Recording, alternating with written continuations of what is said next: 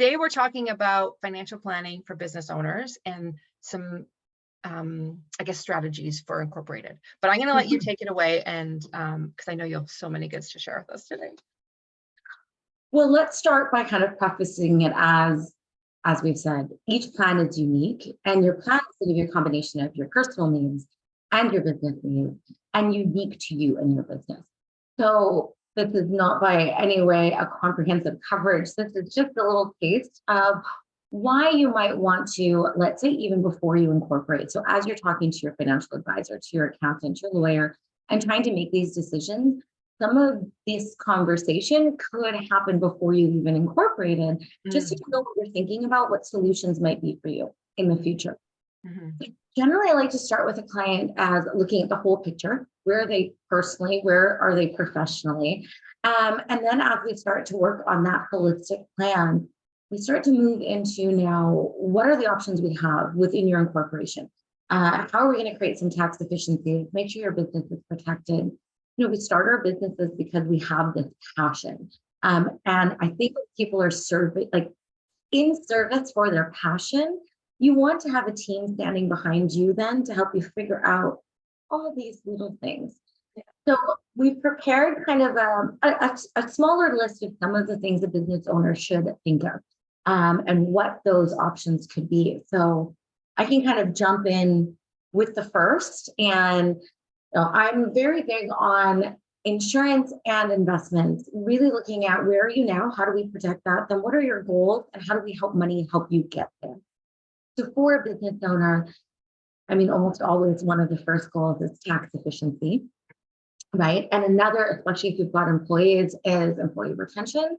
And also, how are you going to be able to keep those employees invested in your business? Because your business can't grow if your employees aren't invested to be there. Mhm. So we'll start out with insurance and what the insurance actually means to the business owner or the business owner and their partners. How does that sound? It sounds great. And I just want to say, I know there might be some people watching this, they hear insurance, their eyes glaze over. I just want to preface this by saying there is incredible wealth building ability with insurance. So don't tune out. Some of the most exciting things that we can do with tax planning for long range goals involve insurance products. So this is a big one. Thank you. I know people are always like, oh my God, insurance. And I'm like, this is actually like, there's so many things that we can do in your investment and financial planning in the future. So there is the immediate need of how do we protect you, your business partners, what happens if you can't afford your overhead expenses. There is that protection component. Yeah. But then we'll talk a little bit more about like the tax planning. And I would say, listen, you're not going to like the protection part of this conversation. Nobody wants to talk about death, illness, accidents, things that are going to take you out of your life. The fun part is here is money, and how are we going to make your hopes and dreams come to fruition? And believe me, I want to help you talk about the fun stuff and how we're going to tax plan, how there's going to be wealth there for you at the end, how your business is going to grow, the legacy you want to leave. But we're always going to start insurance generally. And protection can be exciting too. I mean, I know I've chatted with people before about lying awake at night worried because we have houses, we have families, a lot of us, we have things that we want to protect. So it's a way to give us that peace of mind, which is a gift to our psyches as well as our loved ones. I think so, Lisa. You and I have a small step to the side, but really, I live my brand. My brand is health is wealth, and helping people live their best financial life. And I Mhm. really believe health is physical, it's mental, it's emotional, it's spiritual, and it's energetic. And money is an energy that flows through it. So if you're constantly stressed about money in some way, it is keeping us from living our best lives, because that is a very low vibrational fear that kind of keeps us very, held down by what if all of these things could possibly happen. So insurance is a great way to give you security. It also, I will say, is you could have $200,000 saved for your future, but if you couldn't work for a year or two, all of those plans for the future, that travel fund that you have, saving to maybe do investments within your business or grow your business, all of those things come to a halt because now you've had to pull out all the money that you've used to plan for the hopes and dreams. So I'll lead in with just a couple of examples of things that we don't often think about as business owners, but you do when shit hits the fan, right? So one of those is key person's insurance. So you, your partners as the incorporated business owner, but also if your business is dependent on that one creative person or that one salesperson, how do you make sure that you're going to be able to survive if something happened to that key person? So key person's insurance, business loan protection, buy-sell agreement funding. If you are a business owner with partners and you don't have a buy-sell agreement, please get your lawyer involved, get a buy-sell agreement put in place. You work hard to build that business. You want to make sure there is a plan for the future. And overhead expense insurance. You know, if you have a storefront, if you have high overhead, those are things that even if we've now personally planned for you, might not be enough to cover your business. Great. Yeah. And that kind of leads into the financial planning for business owners. This is where the personal part comes in. Life insurance, critical illness, disability insurance. So you're protecting yourself and you're protecting your business. So those are kind of the first two things that we were going to talk about today. And how do you protect yourself as a business owner and then yourself as the person that is the business owner. I love it. I love it. So shall I keep going? Yeah, keep going. I love it. It's good. I don't want to skip anything you have to add, Lisa. So just interrupt me. Thank you. No, I think you covered. It's just one of those things we kind of know we need, and if we haven't gotten to it yet, we need to get that on our calendar, get it done. Yeah, it seems to always be, it's after something happens that someone will reach out to me and be like, Jen, I remember when we did our financial planning a couple of years ago, you mentioned some of these things, and we were like, I'm young, I'm healthy, I don't need the insurance. And then you come back because now something has happened. Insurance at that point now gets very challenging. Yeah. Always the least expensive, generally, and the most robust coverage, the younger and the healthier you are. So me, myself being in my 40s, I can tell you with the health challenges I've had, disability insurance in my business or personally is kind of not an option. So that changes my whole personal financial planning or my business financial planning, because now a safety net account has to be a lot larger to protect me, where insurance would have cost me a lot less if I had known about these things when I was younger and healthier. And I did not know about them. So I think that's why a financial advisor that's really trying to help you long-term over the next 20, 30 years really should be talking to you about insurance, because insurance will be the least expensive way versus having to save a year's worth of income. Just have a safety net account. That money takes time to save. Better that's invested for the future than having to sit there in that emergency need for you.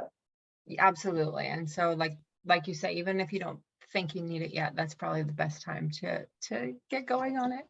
Yeah, right? Yeah. So now we can jump a little bit. We've talked about the personal sort of the business owner protecting the business and the partner. And now we can talk a little bit about employees. Employee retention, how do you keep your employees happy, motivated? So group benefits, if no one's ever chatted with you about it before, and there can be some resistance to group benefits, there's actually a lot that can be designed that actually has some tax benefits for the business owner, as well as being able to help the employees and really being able to say to an employee, I've looked at wanting to set you up for the future and protect you now. So under group benefits, sorry, Lisa, did you? I love that you brought this up because we hadn't really touched on this before, but employees and happy employees are such an important asset for business owners. So yeah, I love that we're chatting about this. Yeah. So, I think traditionally what people think about in group benefits is health and dental, which is a big component of it, but also we're looking at things like health spending accounts or wellness accounts. Can encourage the person to go to the gym, to take better care of themselves, to buy an exercise bike. When I was sick years ago, which was also when I decided to join this industry and make that career switch and leave my career in pharmaceutical sales, was I had the best benefit I was getting my six-figure income.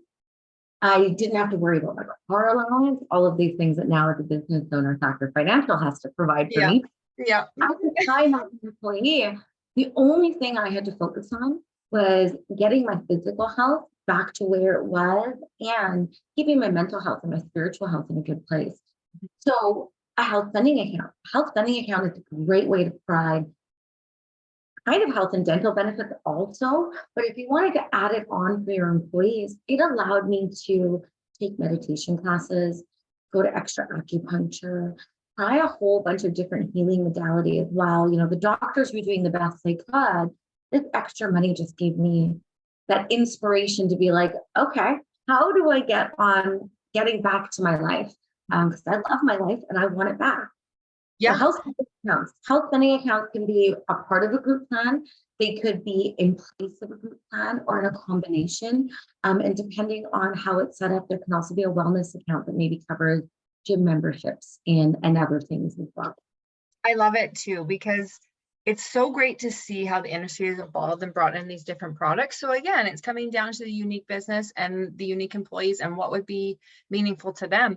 And it's been a lot of years since I was an employee now, but I loved my last employed position. Yeah, they covered a fitness pass for me, and I thought it was the coolest thing ever. It made me love my job so much more. And looking back, that didn't cost them that much to make me feel so valued. Like, these things can go a long way. Yeah. And when you're working with a financial advisor to try to design, if you come to me and you're like, hey, Jim, I've got a number of employees. I'm looking at a way to also take care of myself and my family so that we have health and dental benefits. Yeah. Yeah. Also important. Right. And also Yeah. for my employees, there's different ways that we can design this. So, if we're speaking to your accountant and saying, what's a tax deduction for the business? So then maybe we look at designing your employee benefit plan in a certain way. Or if they're like, you know what, I really want to provide this to this, but right now maybe cash flow is tight. Then we can look at different options for doing it. So working with a financial advisor that specializes in working with incorporated business clients can give you many options to look at. And I think a really important part when we get off the, just the employee retention and making an employee feel good and like you're invested in their health as well, is disability insurance. Now, we also have a number of clients that are employees as well, and I'll review their group plan. And I think for anyone that's maybe thinking about making the transition to being a business owner and eventually being incorporated, if you look at your current employee group plan, is you want to know what is your short-term disability and what is your long-term disability. Because from the employer standpoint, there can be significant differences in cost to the employer and how those benefits are set up for the employee. So on both ends, as the employer that's looking to create this plan and as the employee, you want to have potentially your financial advisor just take a look at it and see if there's any gaps that you might not be aware of. Yeah, that's great. Yeah. Yeah. And And then- especially now, like, I know I have clients that are looking to hire, and it's a very tough hiring market. If you have good employees, it makes sense to put some more investment there. It's going to be cheaper for you than losing them and having to put new people in place. So it is worth spending a little extra money to make your employees feel valued. If they're good fits, you want to keep them longer. Well, and it's not uncommon to have a 3-month waiting period before someone gets on. For looking at something like a health spending account, you can set up a tier where as someone has been with the company longer, maybe that amount increases year over year. So Lisa, you and I could probably do a whole I just found this. Yeah. on group benefits. But Yeah. the last part that I just want to make sure that we mention, and I think can be a really big gift to your employees, is some sort of RSP or a pension plan. And just looking at what that could be like for your clients. I think it's, when I do work with my clients that are traditionally employed, it's kind of amazing. I've got a new client right now and she's like, I take 10% off my paycheck, but they match another 5%. So this is now 5% on top of not your entire income, but it's making sometimes 20 or 30 grand more a year in your position by having these matches. That can really add to when you're saying to an employee, this is what I can offer to pay you, but I'm also going to offer you this. So let's not forget there's also that future planning that your employee is doing as well. Yeah. So I'll leave that. So we've kind of covered insurance in the business. We've covered, also being personally covered. And we've got, the CRA won't let you just have all of your insurance and protection in your incorporation. You also have to be protecting yourself personally. Yes. So group benefits and making sure that your employees are happy, that you're providing for them. And then succession planning. So there's certain things that when we're looking at succession planning, we would be looking at investment strategy as well as insurance, because insurance can be used to help do this. And I'll kind of leave that there because succession planning in a business will be very unique to that business. So absolutely. Yeah. That's when you're pulling. But it's good to be thinking about it because, I mean, we don't just want to work for years and years and years and then just close the doors and be done. There's a value there you've built. So let's plan about how can that be either monetized or passed on to somebody else to take the reins. There's a lot that can be done there. Yeah. And I think you and I are big on like, this is where you want to have a team. If you could have your accountant and your financial advisor working together and being able to be in conversation with the lawyer that might be setting up your incorporation or looking at some of the, other aspects of the business, you can really get a long way with saying, okay, I'm going to have Lisa from Alliance CPA and Jen from Thacker Financial. I know they work well together. They have similar values and how they want to help their clients. We can kind of then look at the bigger picture of your business and be able to make suggestions together. So I'm big on have your team in place. Have your team in place so your passion that made you start that business is what you can focus on, and let us numbers people help you create that plan to deal with the numbers side of things. Absolutely, because we should all be in our zones of genius. And what we need from the business owners is just to get clarity on what they want and clarity on what their goals are. So I hope that's the fun part for everyone watching, is to really dream and really think about what could be, what do I want to create in the world? What do I want to leave behind? What's my legacy? Like, these are really big, exciting pieces. To get out of the numbers and into the dreaming. and what it looks like. And I'm not sure if we talked about this, but I often will ask my clients, what does a good life look like? What does a great life look like? And what does a magical life look like? There's no barriers, right? No barriers, no, but I can't do this because of this, but just dream big. If you can't dream it, you can't create it. And I'm firm believer that, if you can visualize it and come back to me and say, okay, Jen, this is what my magical life would look like. This is, the charity I want to do through my business. This is what I want to provide. I want to, there's so many things. And if we can picture a good life, a great life, and a magical life, then that's where I can step in and say, okay, how do we make sure money isn't a barrier? And then how do we make sure that money isn't something that keeps you from exceeding all expectations of what you could achieve? So dream big, and then share those goals, and let's figure out the steps that are going to help you get there. Absolutely. Yeah. I love it. Yeah. It's the exciting stuff. That's why I love what I do. Me too, right? I always say, I get excited when the client's like, oh, I'm excited to do my financial plan. And I'm like, oh, thank God, because I'm excited to help you. But I know that I might be like, yay, let's do this process together. It can seem painful in the beginning, but I think as you start to see your plan come along, business owner, there are a few more layers. We still have 2 more things on our list to talk about. Yeah. Okay, let's keep going then. Yeah. Can you all tell how passionate we are about? I mean, I could do a whole live on succession planning. There's so much, but yeah, let's just tease that and we'll move on to the next one. So I'll kind of just change the order, and with succession planning, we also have to talk about retirement planning. You've now built your business, you've built wealth in your business. We've used some of these tools, which I'll leave last, to talk about. But if you don't have a plan, how are we going to make sure that money is going to stay with you as much as possible? and be able to leave the legacy that you want it to be. Are you planning on this business? Are you planning on hopefully having it taken over by another partner? Really, what is your plan, and how do we make sure that your retirement planning is a part of being a business owner? And there are some really unique things that we can do. IPPs, so pension plans set up within your incorporation. Think of it as your RSP, TFSA retirement planning you're doing personally, and then we can do some things like that. We can also use insurance and a couple of different types of products. We can help plan for the future with having cash value and investments growing within an insurance policy.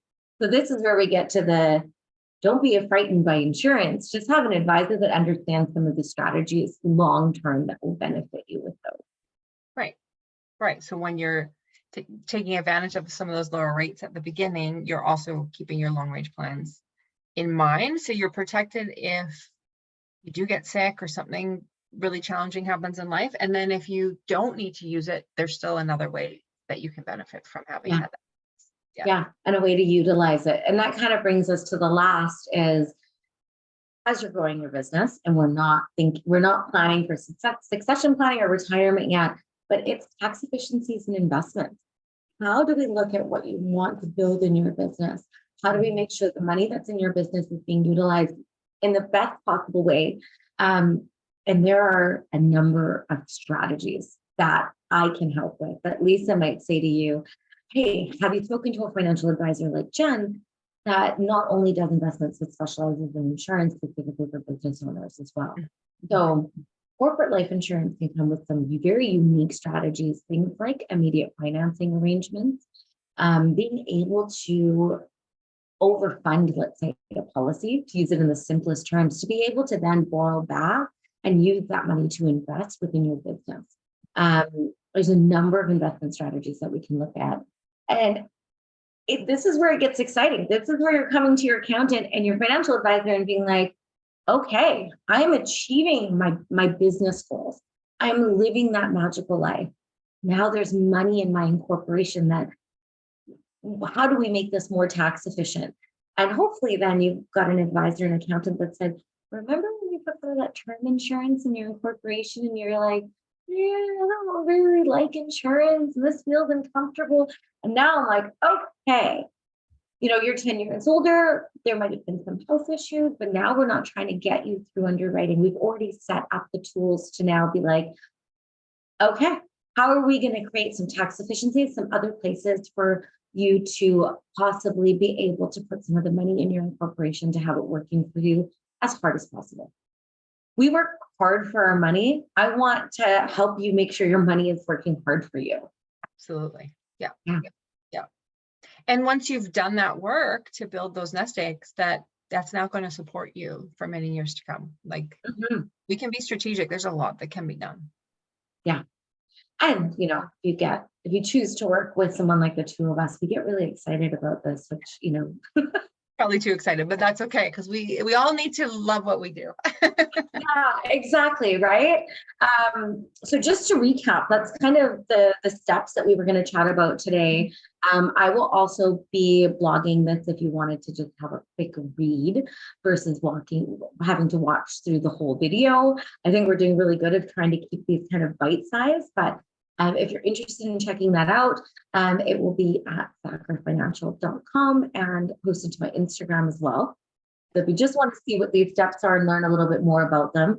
But in our financial planning for business owners, we look at insurance within your business, key person's insurance, business loan insurance, buy-sell agreement funding. We talked about personal protection as well, group benefits, not just health and dental, but health spending accounts, pension plans or RSP to set up for your employees, succession planning, retirement planning, and kind of in between all of that, how do we look at your investments and insurance and creating tax efficiencies so there is cash flow and abundance and access to what you're building in your business, both now and long term for you.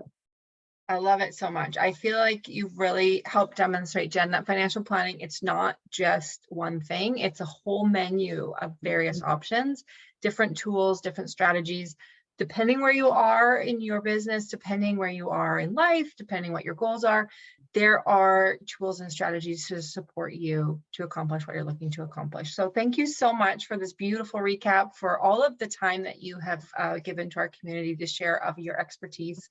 We appreciate you, and we appreciate everything you've shared with us.